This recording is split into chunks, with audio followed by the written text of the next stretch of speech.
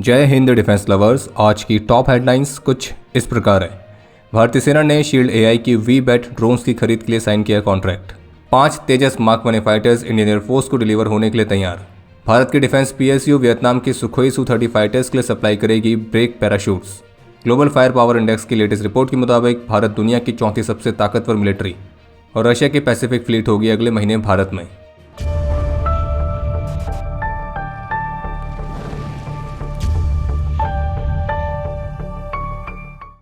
आज भारत में एक और बेहद ही दुखद विमान दुर्घटना हुई है, जिसमें एक Learjet 45XR aircraft Baramati airport पर लैंडिंग अटैम्प्ट करते समय क्रैश हो गया है। और इस क्रैश में इस एयरक्राफ्ट में सवार सभी 5 लोगों की मृत्यु हो गई है, जिसमें महाराष्ट्र के डेप्यूटी सीएम श्री अजित पवार भी शामिल थे। और जैसे कि आप सभी को पता ही होगा कि श्री अजित पवार महाराष्ट्र के सबसे लॉन्गेस्ट सर्विंग डेप्यूटी सीएम थे और पूरे स्टेट ऑनर के साथ उनको अंतिम विदाई दी जाएगी। और उनके फ्यूनरल में भारतीय प्रधानमंत्री और भारतीय गृह मंत्री भी मौजूद रहने की उम्मीद है। और जबकि महाराष्ट्र में राजकीय शोक की अनाउंसमेंट भी की गई है। बाकी इस दुर्घटना के कारणों को जानने के लिए डीजीसीए ने शुरुआती जांच के आदेश दे दिए हैं और एएआईबी यानी कि एयरक्राफ्ट एक्सीडेंट इन्वेस्टिगेशन ब्यूरो, तो इन्होंने औपचारिक रूप से इस इन्वेस्टिगेशन को टेक ओवर कर लिया है। बाकी रिपोर्ट्स के मुताबिक जो एयरक्राफ्ट क्रैश हुआ है वो 2010 में मैन्युफैक्चर हुआ था और इसके पास सभी वैलिड सर्टिफिकेट्स थे। और मीडिया रिपोर्ट्स के मुताबिक ये क्रैश तब हुआ जब एयरक्राफ्ट अपने दूसरे लैंडिंग अटैम्प्ट को कंडक्ट कर रहा था और उस टाइम पर पुअर विजिबिलिटी को भी रिपोर्ट किया गया है। और एयरक्राफ्ट के जो पायलट हैं वो भी हाईली एक्सपीरियंस पायलट थे। बाकी ये दुर्घटना किस वजह से हुई है तो उसके कारण इन्वेस्टिगेशन पूरी होने के बाद ही क्लियर हो पाएंगे। यूएस फर्म शील्ड एआई की तरफ से ऑफिशियली कंफर्म किया गया है कि उन्हें भारतीय सेना से उनकी वी-बैट ड्रोन्स की खरीद के लिए कॉन्ट्रैक्ट प्राप्त हुआ है। और इस डील के हिस्से के तौर पर इंडियन आर्मी को शील्ड एआई के hive mind software development kit का लाइसेंस भी प्राप्त होगा, जो कि इंडियन आर्मी को उनके खुद के मिशन स्पेसिफिक ऑटोनोमस सिस्टम को बिल्ड करने में मदद करेगा। और जो हाइव माइंड सॉफ्टवेयर है ये ड्रोन्स को किसी डिफिकल्ट या किसी डेंजरस सिचुएशन में खुद से ही सेंस करने, डिसाइड करने और एक्ट करने में मदद करता है। और इस तरह से बनाया गया ताकि जो अनमैन्ड सिस्टम्स हैं वो बदलती हुई स्थिति के अनुसार खुद को खुद ही अडेप्ट कर लें और थ्रेट्स को अवॉइड करते हुए कम से कम ह्यूमन इनपुट के साथ मिशन को कंप्लीट भी करें। और इस सॉफ्टवेयर किट का जो लाइसेंस इंडियन आर्मी को मिलेगा तो इसके माध्यम से भारत में ही इस तरह की जो ऑटोनॉमस कैपेबिलिटीज़ हैं तो वो भी विकसित होने में मदद मिलेगी। और जानकारी के लिए आपको बता दें कि इन प्लेटफॉर्म्स को भारत में बनाने के लिए शील्ड एआई ने ऑलरेडी भारत के जेएसडब्ल्यू डिफेंस के साथ पार्टनरशिप भी कर रखी है। और इस पार्टनरशिप के माध्यम से भारत को अपने खुद के भी ऑटोनॉमस सिस्टम को विकसित करने में मदद मिलेगी। बाकी इस वी-बैट ड्रोन का जो इंड्योरेंस टाइम है वो 12 घंटे से ज़्यादा का है और इसे डिफिकल्ट टेरेन या फिर हाई थ्रेट वाले इन्वायरमेंट में इंटेलिजेंस, सर्विलियंस और रिकॉनेसेंस मिशंस को परफॉर्म करने के हिसाब से डिज़ाइन किया गया है। और ये vertical take off and landing capability के साथ आता है, जिसका मतलब ये है कि इसे फ्लाई करने के लिए किसी अलग से रनवे की जरूरत नहीं है। हालांकि ये स्पष्ट नहीं किया गया है कि इंडियन आर्मी इन वी-बैट ड्रोन्स को कितनी संख्या में खरीद रही है। बाकी इन ड्रोन्स को भारत में बनाने के लिए जेएसडब्ल्यू डिफेंस के साथ हैदराबाद में जो फैसिलिटी स्थापित की जा रही है तो इस फैसिलिटी में इन वी-बैट ड्रोन्स की मैन्युफैक्चरिंग इसी वर्ष के लास्ट क्वार्टर से शुरू होने की उम्मीद है। एचएएल ऑफिशियल्स की तरफ से कंफर्म किया गया है कि 5 तेजस मार्क 1 फाइटर जेट्स अब डिलीवरी के लिए तैयार हैं। इन एयरक्राफ्ट से फायरिंग और मिसाइल ट्रायल्स को सफलतापूर्वक कंप्लीट किया जा चुका है और अब एचएएल भारतीय वायुसेना को इस बात के लिए अप्रोच कर रही है कि इसी करंट फाइनेंशियल ईयर में इन 5 एयरक्राफ्ट को वे स्वीकार करें। इसके अलावा एक इंटरेस्टिंग अपडेट यह है कि भारत की defence PSU gliders India limited को वियतनाम से उनके सुखोई सू-30 फाइटर्स के लिए ब्रेक पैराशूट्स और पायलट पैराशूट्स को सप्लाई करने का एक्सपोर्ट ऑर्डर प्राप्त हुआ है, जिसकी वैल्यू 30 करोड़ रुपीज़ है।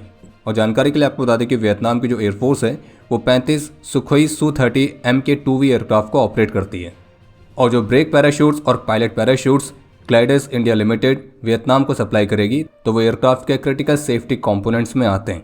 और इस अचीवमेंट को लेकर ग्लाइडर्स इंडिया लिमिटेड की तरफ से कहा गया है कि ये जो एक्सपोर्ट ऑर्डर है ये ग्लाइडर्स इंडिया लिमिटेड को एक स्पेशलाइज्ड एरोस्पेस मैन्युफैक्चरिंग एंटिटी के तौर पर स्टैब्लिश करने में मदद करेगा और कंपनी के ग्लोबल रीच को भी एक्सपेंड करेगा।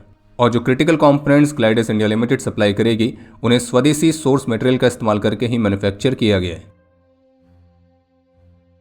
अभी हाल ही में यूके गवर्नमेंट ने चाइना को लंदन में उनके सबसे बड़ी एम्बेसी को बनाने वाली योजना को मंजूरी दी थी, जो केवल लंदन की नहीं बल्कि पूरे यूरोप में चाइना की सबसे बड़ी एम्बेसी होगी।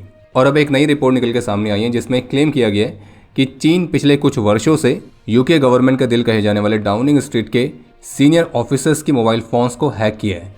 और रिपोर्ट के मुताबिक 2021 से लेकर 2024 के बीच में चाइनीज हैकर्स ने बोरिस जॉनसन, लिज ट्रस और ऋषि सुनक के सबसे करीबी सहयोगियों के फोन्स को टारगेट किया था। और जो 3 नाम हमने आपको बताए हैं, बोरिस जॉनसन, लिज ट्रस और ऋषि सुनक, तो ये तो आपको पता ही होगा कि ये तीनों यूके के प्राइम मिनिस्टर रह चुके हैं।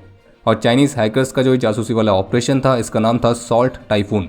हालांकि इस दौरान चाइनीज़ हैकर्स ने डाउनिंग स्ट्रीट के ऑफिशियल्स के डिवाइस से कितना डेटा कॉम्प्रोमाइज़ किया है, तो इसके बारे में अभी कोई सटीक जानकारी तो सामने नहीं आई है। लेकिन इस बात पर चिंता व्यक्त की गई है कि चाइनीज़ हैकर्स का जो सॉल्ट टाइफून ऑपरेशन है, ये अभी भी एक्टिव है।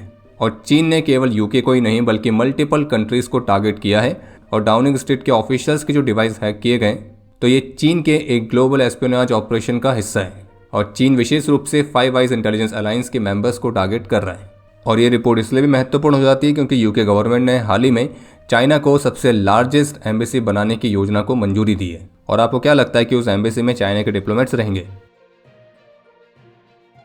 तो ग्लोबल फायर पावर इंडेक्स की तरफ से 2026 की मिलिट्री स्ट्रेंथ की रैंकिंग को जारी कर दिया गया है।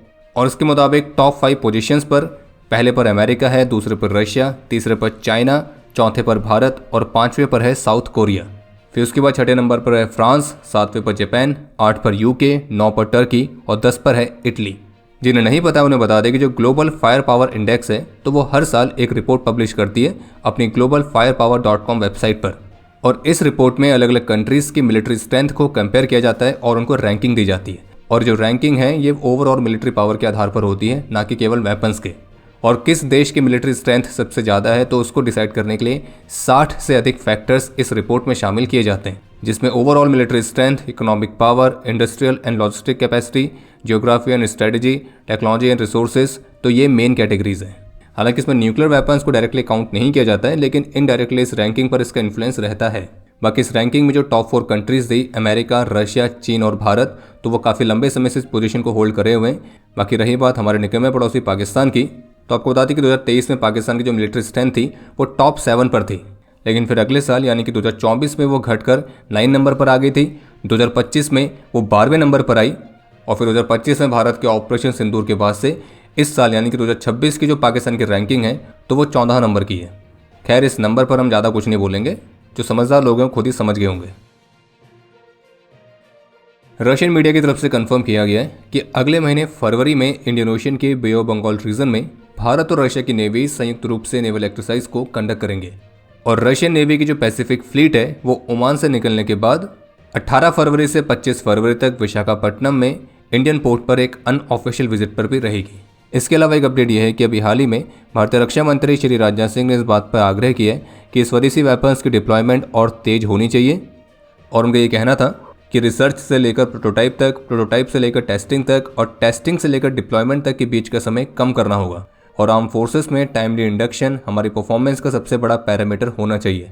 और यही आज की असली चुनौती है। बाकी एक और अपडेट है कि एक नई रिपोर्ट निकल के सामने आई है, जिसमें इस बात को लेकर वार्न किया गया है कि रशिया और यूक्रेन के कॉन्फ्लिक्ट में स्प्रिंग तक दोनों साइड से जो सोल्जर्स की कैजुअलिटीज़ हुई हैं, जो इंजर्ड हुए हैं और जो मिसिंग हैं, तो ये जो आंकड़ा है ये 2 मिलियन को हिट कर सकता है। और अब समय है आज के इतिहास का। आज के दिन 2023 में एक एयर कॉम्बैट मिशन के दौरान मिड एयर कोलिजन में विंग कमांडर हनुमंतराव सारथी ने अपना सर्वोच्च बलिदान दिया था।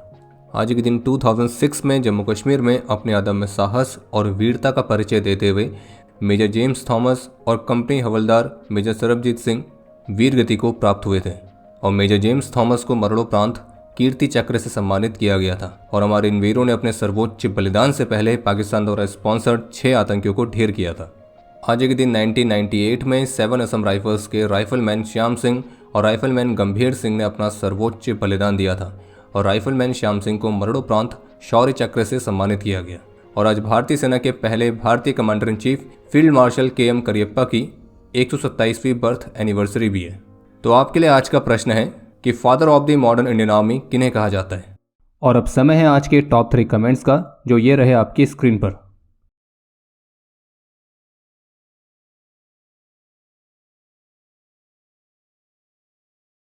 उम्मीद है आपको आज का एपिसोड पसंद आया होगा। पसंद आया तो वीडियो को लाइक करना ना भूलें। आपके कोई भी सुझाव या सवाल हो तो उसके लिए कमेंट सेक्शन ओपन है। और अगर आप डिफेंस रिलेटेड और भी एक्सक्लूसिव कंटेंट में दिलचस्पी रखते हैं तो आज ही प्ले स्टोर से डिफेंस स्क्वाड की सुपर ऐप को डाउनलोड करना ना भूलें। और अगर आप चैनल पर पहली बार आए हैं तो squadron.in पे जाके हमारे नए डिज़ाइंस को भी चेकआउट जरूर करें। बाकी जल्द मिलेंगे नए एपिसोड के साथ। तब तक के लिए जय हिंद, जय भारत।